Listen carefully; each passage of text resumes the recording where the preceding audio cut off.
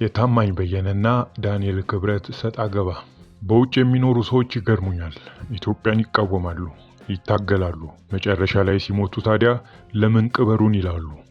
ዳንኤል ክብረት ለመቃብር ከሆነ እኮ የምንኖርበት ሀገር የመቃብር ስፍራዎች ጽዱና ቆንጆ ናቸው። ታማኝ በየነ ማን ባስጠበቀው ሀገር ነው ማን መጥቶ የሚቀበረው? አገር ዝመት ብትባል እኮ ያንን ምን ዘምተው።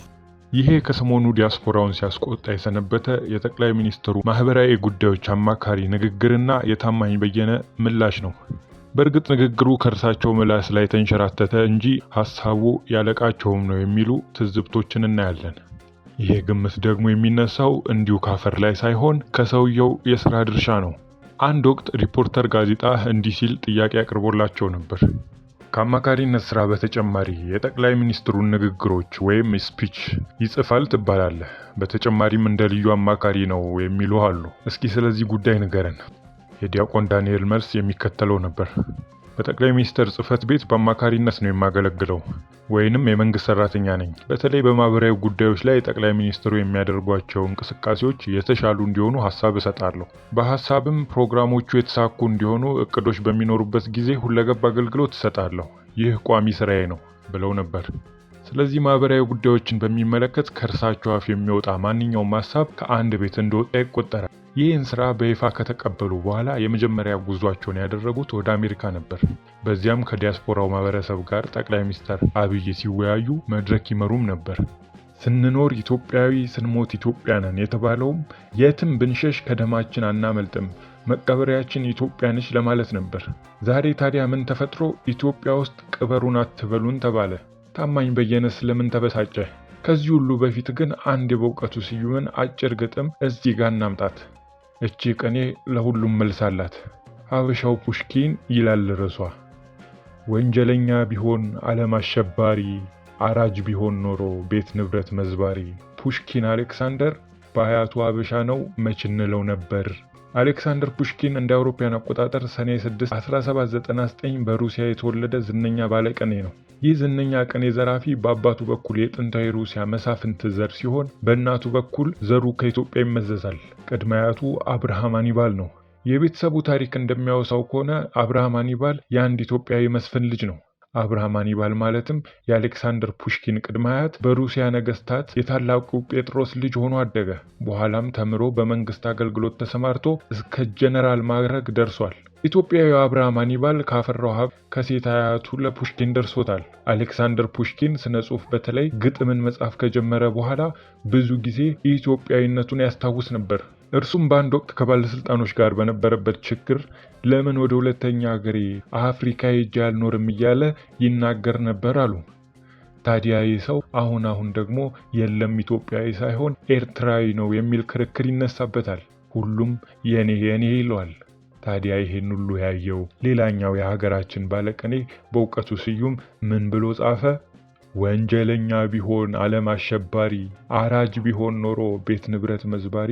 ፑሽኪን አሌክሳንደር በአያቱ ሀበሻ ነው መች እንለው ነበር።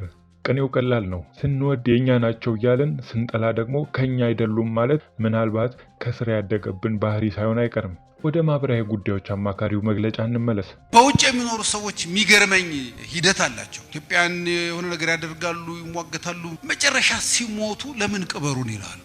ከሀገር ውጭ ሆነው በሀገር ውስጥ ጉዳይ በሚፈተፍቱ ዲያስፖራዎች የተበሳጩ ይመስላሉ። በተለይ በሚታገሉና በሚቃወሙ ዲያስፖራዎች መበሳጨታቸውን አይናቸው ይመሰክራል። ታዲያ እንዲህ ተበሳጭተው ምን አሉ?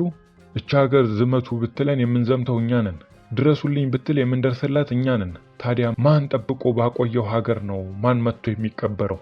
ታማኝ በየነ ለዚህ ወቀሳ ምላሽ ሲሰጥ ለካ የእናንተ ኢትዮጵያ ገና 8 ዓመቷ ነው።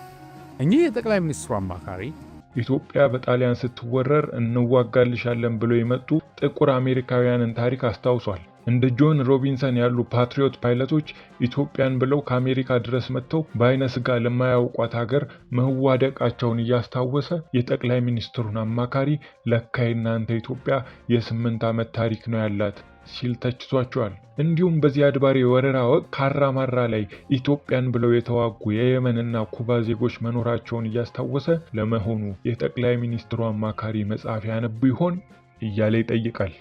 ግን የጠቅላይ ሚኒስትሩ አማካሪ፣ ኢትዮጵያ የዛሬ 8 ዓመት የተሰራች የኢንዱስትሪ ፓርክ ትመስላችኋለች እንዴ? ኢትዮጵያ ከ8 ዓመት በፊት የተሰራች የኢንዱስትሪ ፓርክ ትመስላችኋለች እንዴ? ሲልም በስላቅ ጥያቄውን ያቀርባል። በዚህ 8 ዓመት ውስጥም በሀገሪቱ የተከሰቱ መፈናቀሎችን አስታውሶ በዚህ ጊዜ እኮ ገንዘቡን አውጥቶ ዜጎቹን የረዳው እዚህ አትቀበርም ያላችሁት ዲያስፖራ ነው እያለ ይሞግታል።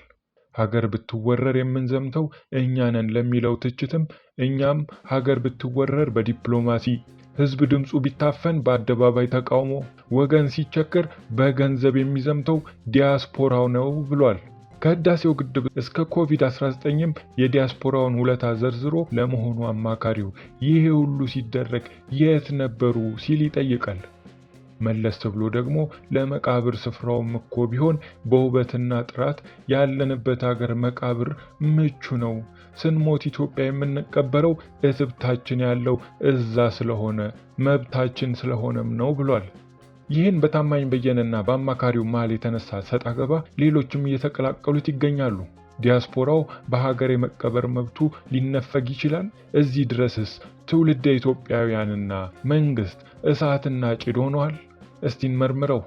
የኢትዮጵያን ዲያስፖራ በተመለከተ ፕሮፌሰር ጌታቸው መታፈሪያ በጻፉት ጥናት ላይ በመጀመሪያ ዲያስፖራ የሚለው ቃል በኢትዮጵያ ተቀባይነት አግኝቶ ስራ ላይ ከዋለ ቢያንስ ከ30 ዓመታት በላይ ያስቆጥረዋል ይላሉ። የቃሉ ስረ መሰረት የጥንት የግሪክ ቋንቋ ሲሆን የተበተኑ ከአካባቢያቸው ርቀው የወጡ ማለት ነው። እነኚህ ሰዎች በልዩ ልዩ ምክንያቶች ከሀገራቸው ፈልሰው ባህላቸውንና ማንነታቸውን ለሌላው እያስተዋወቁና እየተወራረሱ የሚኖሩ ናቸው። በዚህ አይነት ሁኔታ በታሪክ ጥንት የተበተኑ ህዝቦች እስራኤላውያን ሲሆኑ በባቢሎናውያን ሲወረሩ አካባቢያቸውን ጥለው መሰደዳቸውን የሚያመላክት ነው። ያም ስደት ከወራሪና ከግፍ ግዛት ለማምለጥ ነበር ይሉና ፕሮፌሰሩ የኢትዮጵያውያንን ስደት ግን የሚለየው በፖለቲካ ጫናና በገዛ የሀገር ሰው ግፊት የሚከሰት መሆኑ ነው ይላሉ። በአፄ ኃይለ ሥላሴ ዘመነ መንግስት ጊዜ አያሌ ኢትዮጵያውያን ለሀገር ግንባታ እንዲሰማሩ ተብሎ ለከፍተኛ ትምህርትና ለልዩ ልዩ ስልጠና ወደ ውጭ ሀገር ይላኩ ነበር። የፋሺስት ወረራ አብላጫውን የተማሩትን ቢጨፈጭፍም የጠላት ወረራ ካበቃ በኋላ ንጉሠ ነገሥቱ በብዛት ለትምህርትና ለስልጠና ኢትዮጵያውያንን ወደ ባህር ማዶ መላኩን ቀጠሉበት። ትምህርታቸውንና ልዩ ስልጠናቸውን ካከናወኑ በኋላ ሁሉም ለማለት ይቻላል እሽቅድምድሙ ቶሎ ወደ ሀገር ለመመለስ ነበር። ይህ ሁኔታ በደርግ ዘመን ተለወጠ።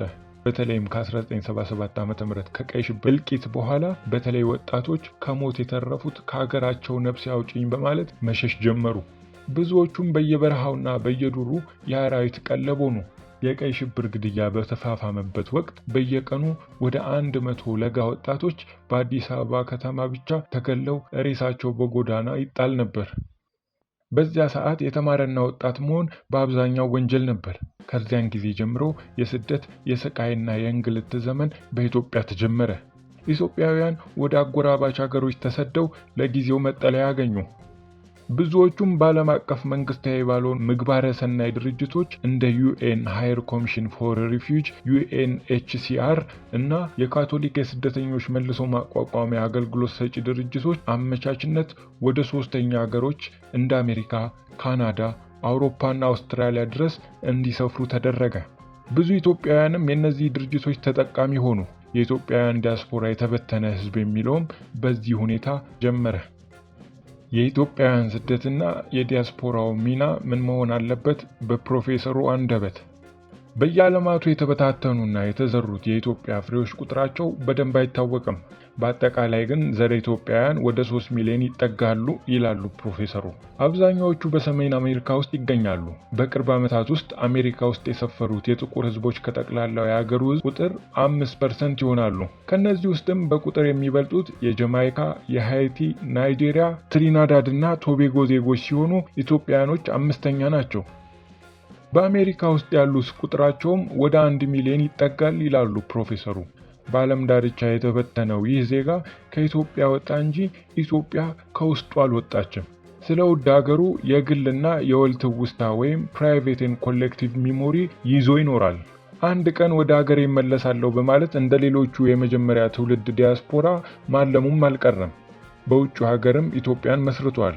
የሃይማኖት ተቋማትን መስርቶ በየሶሻል ሚዲያው፣ በሬዲዮ፣ በጋዜጣና በመጽሔት፣ በቴሌቪዥን፣ በየማህበሩ፣ በየተቋማቱ ስለ ሀገሩ ይወተውታል። ድምፅ ላጣውና ለታፈነው ወገኑ ድምፅ በመሆን ሮሮን ያሰማል። ለሀገሩና ስለ ሀገሩ ባለበት ሀገር ባለስልጣናትን ይማጸናል። የበረዶ ቁርና የፀሐዩን ሐረር ሳይበግረው ሰልፍ ይወጣል። ህዝቡን ለመታደግ ገንዘብ ያወጣል፣ ብሎም ለወገኑ ፈጥኖ ይደርሳል። ይህ ኢትዮጵያዊ በአብዛኛው ከፍተኛ ትምህርት፣ ስልጠናና በተሞክሮ ያካበተ ነው። እንደ ሌሎቹ ሁሉ ይህ ዲያስፖራ አንድ ወጥ ያልሆነ ልዩ ልዩ እይታ ያለው በፍላጎቱም የተለያየ ነው ይላሉ ፕሮፌሰሩ። ይሄን ልዩነት በሚመለከት DW በአንድ ወቅት በሰራው ዘገባ ላይ ሌላ ምልከታን ያሳያል። በውጭ የሚኖረው ኢትዮጵያዊና ትውልደ ኢትዮጵያዊ ዲያስፖራ በኢትዮጵያ ፖለቲካ፣ ኢኮኖሚና ማህበራዊ እንቅስቃሴ ከፍተኛ ሚናን እንደሚጫወት ይታወቃል። አሁን ግን አብዛኛው ዲያስፖራ በዘላቂ የሀገሪቱ ጥቅሞች ላይ አንድ ላይ መቆሙ ቀርቶ ተጻራሪና ጊዜያዊ የሆኑ የቡድን ፍላጎቶችን ይዞ በየፊናው ቆሞ መታየቱ የተለመደ ሆኗል። ችግሩ ምን ይሆን ይላል DW። በውጭ ዓለም የሚኖረው ኢትዮጵያዊና ትውልደ ኢትዮጵያዊ ዲያስፖራ በኢትዮጵያ ፖለቲካ፣ ኢኮኖሚና ማህበራዊ እንቅስቃሴ ከፍተኛ ሚናን እንደሚጫወት ይታወቃል። በኢኮኖሚው ገንዘቡን ወደ ሀገር ቤት በመላክ በሪሚታንስ በቢሊዮን የሚቆጠር ገንዘብ ወደ ኢትዮጵያ ያስገባል። ከፍተኛ ድጋፍም አድርጓል፣ እያደረገም ነው። በፖለቲካው ረገድም በአገሪቱ ፖለቲካዊ ለውጥ እስከ ማምጣት የደረሰ ሚና ሲጫወት ታይቷል። በማህበራዊም ደረጃ ቢሆን በተለያዩ ሀገራት የሚኖረው ዲያስፖራ ከግለሰብ አንስቶ በልዩ ልዩ ተቋማት በመደራጀት የጤና ተቋማትን እና ትምህርት ቤቶችን፣ አነስተኛና መለስተኛ የተባሉ የማምረቻ ኩባንያዎችን፣ ሆቴሎችን፣ የጤና ተቋማትንና የመሳሰሉትን በመገንባት ከፍተኛ ድርሻ አለው። የዛሬ 6 ዓመት በኢትዮጵያ የተካሄደውን ለውጥ ተከትሎ ጠቅላይ ሚኒስትር አብይ አህመድ ባስተላለፉት ጥሪ መሰረት በ10 ሺዎች የሚቆጠሩ ዲያስፖራዎች ወደ ሀገር ቤት ገብተው መዋለ ንዋያቸውን አፍስሰዋል፣ ኢንቨስትመንቶችንም አካሂደዋል። ይሁንና ከሰሜን ኢትዮጵያው ጦርነት በተለይም በአማራው ክልል ከተቀሰቀሰው ተቃውሞና ጦርነት ወዲህ ሁኔታዎች መለወጣቸው ገሃድ ወጥቷል።